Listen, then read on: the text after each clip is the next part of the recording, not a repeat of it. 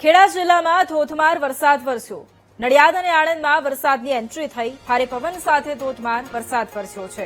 Ahmedabad Vadodara highway પર વાહન ચાલકો પણ અટવાયા છે। ધોધમાર વરસાદ વચ્ચે વિઝિબિલિટી ઓછી થતા લોકોને પણ હાલાકી પડી રહી છે। એક તરફ ખેડા જિલ્લા બાદ ધોધમાર વરસાદ, નડિયાદ અને આણંદમાં વરસાદની એન્ટ્રી થઈ છે।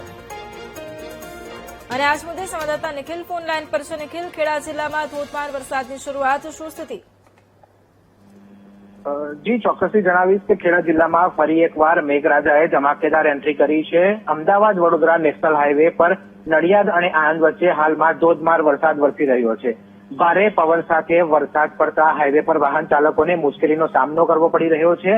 વરસાદના કારણે વિઝિબિલિટી ખૂબ જ ઓછી થઈ ગઈ છે, જેને કારણે ખાસ કરીને ભારે વાહનોના ચાલકોને હેડલાઇટ કરીને ચાલુ રાખીને જે વાહન ચલાવવાની ફરજ પડી રહી છે। હાઈવે પરથી પસાર થતા જે કાળા ડિબાંગ વાદળો છવાઈ ગયા છે અને હાલ સતત વરસાદ વરસવાની જે આગાહી જોવા મળી રહી છે। છેલ્લા 3 દિવસથી વરસાદે વિરામ લીધો હતો અને આજે ફરી એકવાર મેઘરાજા મહેરબાન બનતા ખેડૂતો અને જિલ્લાવાસીઓમાં ખુશીનો માહોલ જોવા મળી રહ્યો છે।